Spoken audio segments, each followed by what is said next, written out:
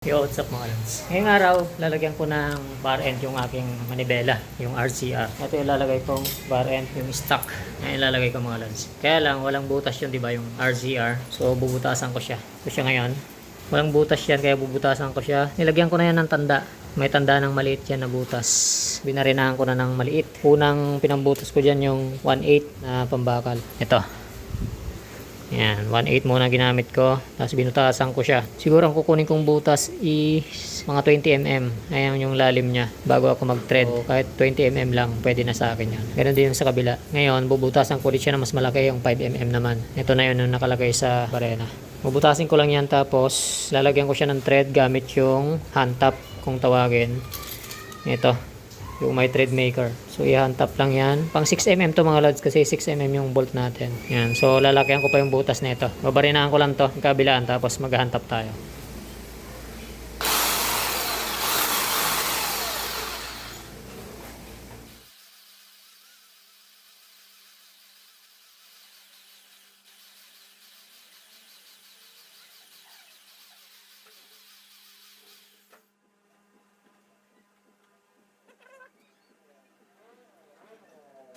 Saka siya gagawa ng thread, yung hand tap kung tawagin. Mano-mano lang to.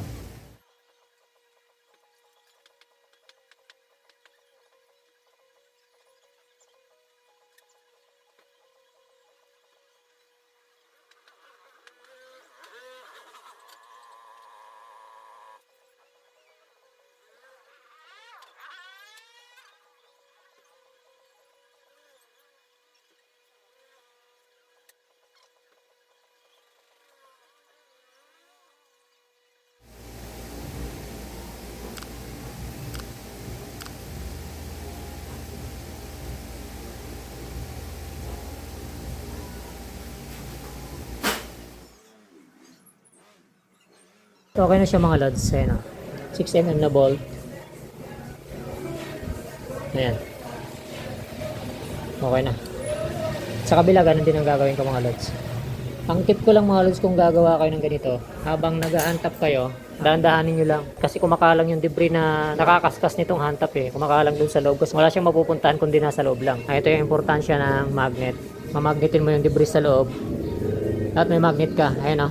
Makukuha mo lahat yung debris para hindi siya humarang dun sa thread. Kasi kung hindi mo makukuha yung debris dun sa loob, napakahirap. Matigas siya, baka masira pa yung threader. Ayan, so ganun din yung gagawin ko dun sa kabila.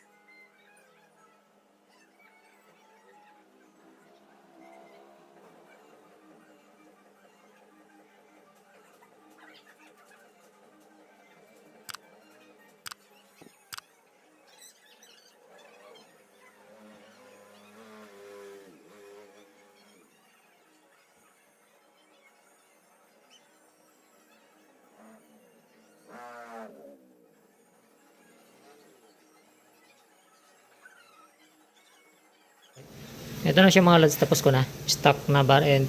Babarinahan ko pa tong ano na to para lumubog yung allen. Ayan, dito naman sa kabila. Mag-adjust na lang ako dito para hindi masyado maipit yung rubber. Ayan.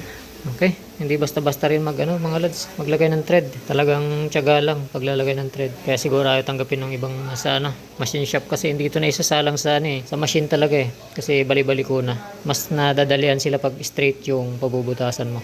At least din ako gumastos ng pang machine shop mga lods. Okay na, tapos ko na. Papansin nyo parang mahaba na yung handlebar. Kasing sukat lang handlebar na to mga lods yung sa M3.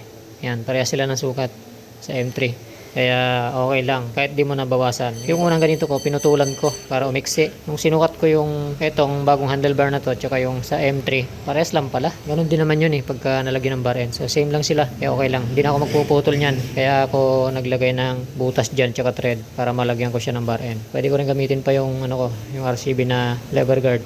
Siguro kung dinala ko to sa machine shop, pinilit ko na gawin nila to, mas malaki pa ginastos ko. Yan, ang binili ko lang dito yung siyempre yung pambarena, drill bit, magkano lang naman yun sa Inco. Tapos yung pang hand tap, yun yung ginastos ko. Magkano lang din naman yung hand tap, 140 lang yata yun. Wala pang 300 or 250, mga gano'n. Sabihin natin 250 kasi sariling gawa na. Yun, so hanggang dito na lang mga lads. Yun lang yung tip ko sa inyo, pagka nag-drill kayo dito, nag-hand tap kayo, maglalagay ko ng thread. Magnetin nyo yung mga debris na nasa loob kasi hindi nyo to magagawa ng maayos pagka mayroong debris sa loob. So mas maganda magnetin nyo para lumabas lahat. Alright, drive safe sa lahat mga lads.